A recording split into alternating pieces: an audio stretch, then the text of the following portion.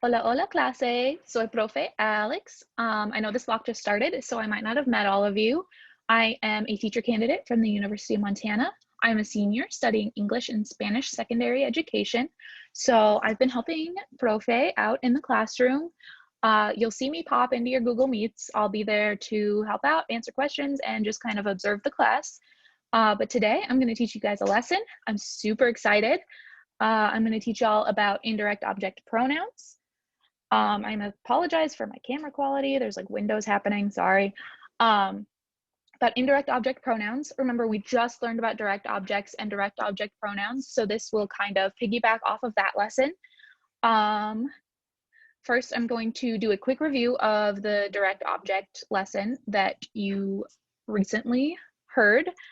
And then we're going to talk about the indirect object, and then we're going to talk about pronouns, and then we're going to do some práctica. I'm super, super excited. ¿Listos? I'm going to assume you're listos because you're just watching a video and I can't see ya. So let me share my screen.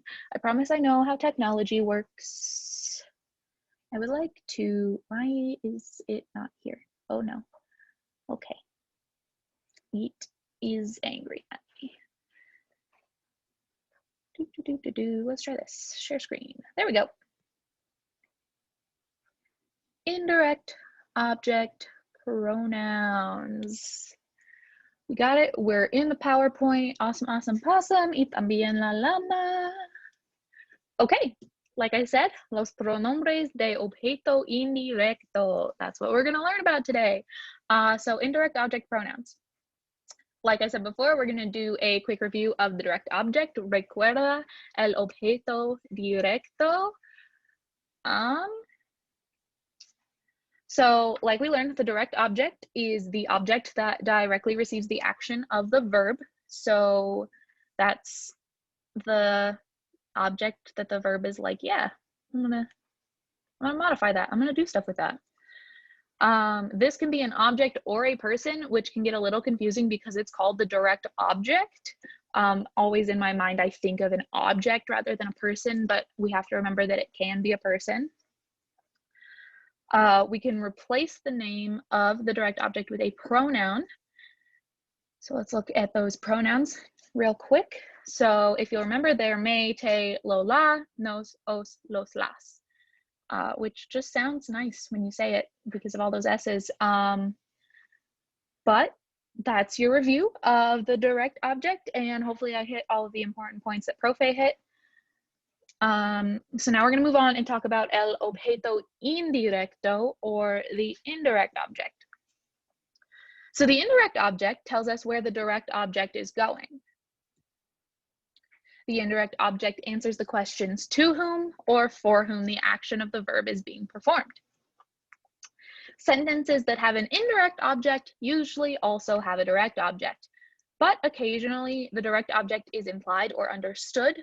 So for example, the sentence, my mother writes me every week, me is the indirect object because that's where the direct object is going. I'm receiving the direct object, but the direct object isn't explicitly stated in the sentence, but with context clues, we can assume that the direct object is a letter. So we're assuming that my mother is writing me a letter every week. And lastly, just like with direct objects, you can often replace the indirect object with a pronoun. I will keep saying this, and I don't know why, because it's a fairly simple concept. I'm sure you guys got it the first time I said it on that direct object slide. All right, so let's look at some examples in English and identify the direct object and the indirect object. So he gives the book to Maria. Book is going to be our direct object because he is giving the book. The book is receiving the action of the verb. And Maria is going to be our indirect object because Maria is receiving the direct object. She is receiving the book. The book is going to Maria. All right, one more example. He buys me flowers. I wish I had a man that bought me flowers. Anyway, that's for another time. Flowers is going to be our direct object because that's the object that's receiving the verb. He is buying flowers. And then me, I am going to be the indirect object because I am receiving the flowers. I'm receiving the direct object. The direct object is going to me. Perfect. Let's move on. Listos. Feel free to ask Profe to pause this video if you have any questions. I should have said that before, but we just reviewed the direct object and we just introduced indirect objects. If you have questions about those, go ahead and pause now before I go on and ask Profe, or if I'm in the classroom, ask me. But now we're going to move on to using indirect object pronouns. So this is going to be super similar to when you learned about direct object pronouns. So like I said before, about 3 times already, you can replace the indirect object with an indirect object pronoun. And here are those pronouns: me, te, le, nos, os, and les. It's important to note that the él, ella, usted form and the ellos, ellas, ustedes forms are not gendered. Le and les are it.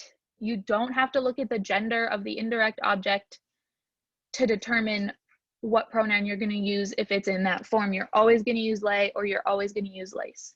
It's also important to remember, especially with these plurals, that you're not conjugating your verb to work with nos, os, or les. You're conjugating it to work with the person performing the action. So these pronouns are the person receiving the direct object, but someone else is performing the action. And I'll explain that a little more once we get into our examples here. So in an affirmative statement with one verb, we're going to put the indirect object pronoun right before our conjugated verb. It's just like when we did those reflexives and we moved that little verb at the end. It went wee and went all the way to the front. It's exactly like that. So Juan me compra un regalo. So Juan buys me a gift, or Juan buys a gift for me. You can translate it either way, whatever works for you, unless there's a context that requires you to translate it a certain way, but I don't think you'll ever run into that. But let's talk about conjugating the verb, which I was just kind of rambling about and didn't make a lot of sense. So in this first sentence, Juan me compra, compra is conjugated in the third person singular, so in the él, ella, usted form, because Juan is performing the action. But it's super confusing when you see that me in front of it. I always want to conjugate it in the yo form.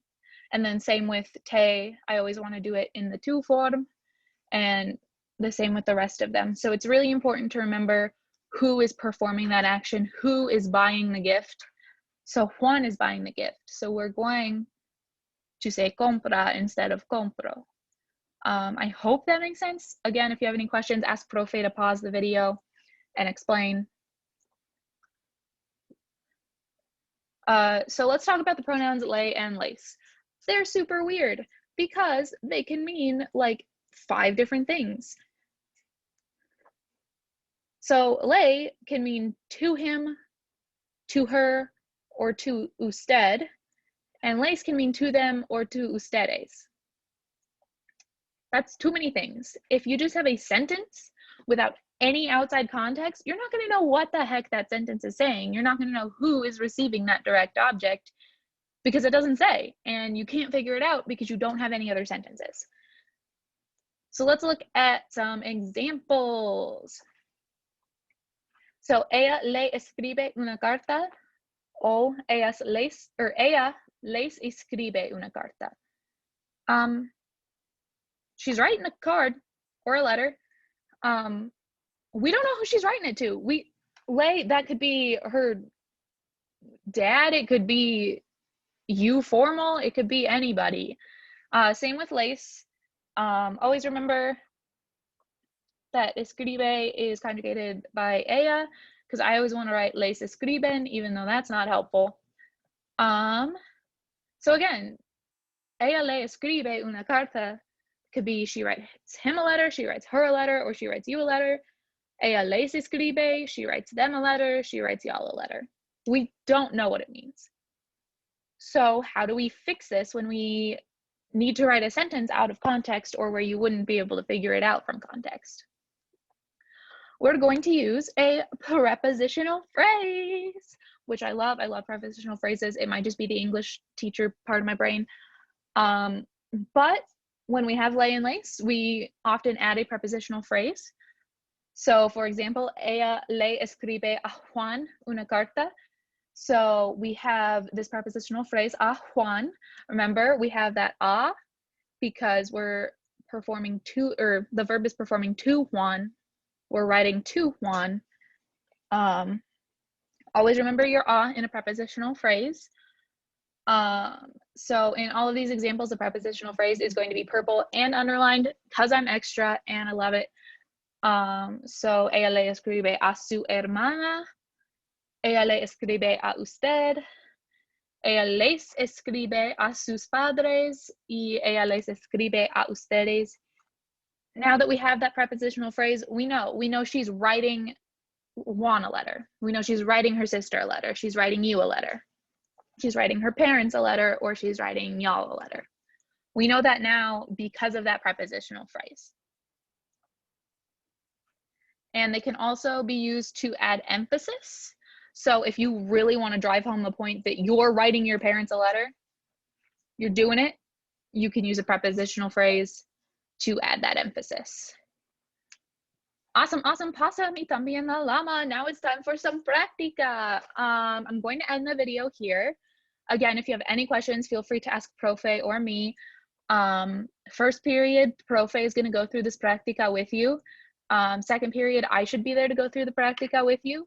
So I'm super excited to do this práctica, and I'm super excited that I got to teach this lesson, even if it's a little weird because I can't interact with you guys.